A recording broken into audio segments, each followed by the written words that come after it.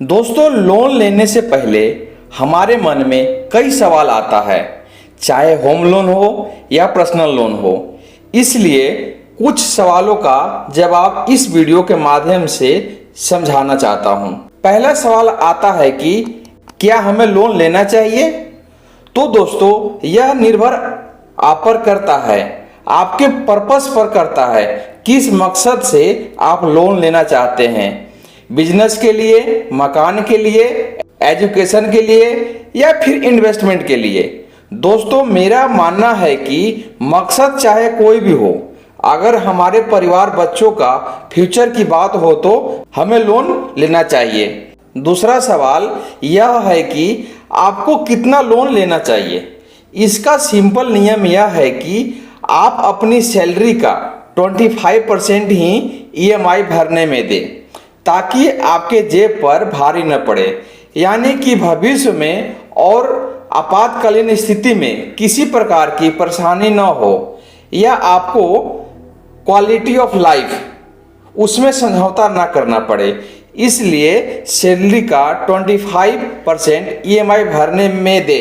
जैसे कि मान लीजिए आपका सैलरी 1 लाख रुपया है तो 25,000 रुपया ईएमआई में दे, बाकी पैसे को स्कोप बनाकर चले ताकि आगे किसी भी प्रकार का परेशानी हो तो कवर कर सके। अब आता है तीसरा सवाल, सबसे जरूरी सवाल जो कि पूछा जाता है, लोन लेते समय किन किन बातों को ध्यान रखना चाहिए। दोस्तों, सबसे पहले ध्यान रखने वाली बात यह है कि जो भी बैंक सबसे कम इंटरेस्ट में लोन देता है उससे लोन लेना चाहिए। दोस्तों, लोन रेट दो प्रकार की है, फिक्स और फ्लोटिंग रेट। इसे समझना जरूरी है। फिक्स रेट क्या होता है और फ्लोटिंग रेट क्या होता है।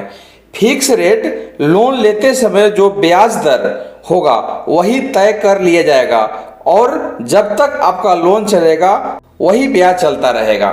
अब आता है फ्लोटिंग रेट क्या होता है। बाजार के उतार और चढ़ाव पर कम या ज़्यादा होता रहता है। यानी आरबीआई बाजार में रेट कम करता है तो आपका ब्याज कम हो जाएगा, और अगर बाजार में रेट ज़्यादा होगा आपका ब्याज दर भी बढ़ जाएगा।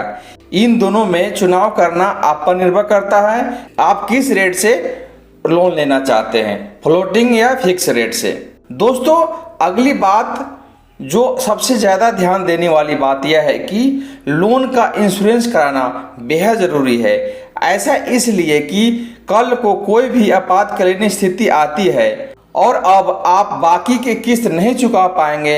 ऐसे स्थिति में इंश्योरेंस कंपनी आपकी सारी बकाया किस्त चुका देगी।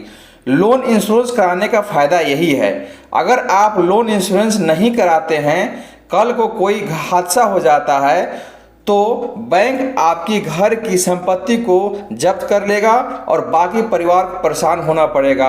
इसलिए लोन लेते समय इस बात को हमेशा ध्यान रखें, खास करके ध्यान रखें, क्योंकि लोन का इंश्योरेंस कराना बहुत ज़रूरी है।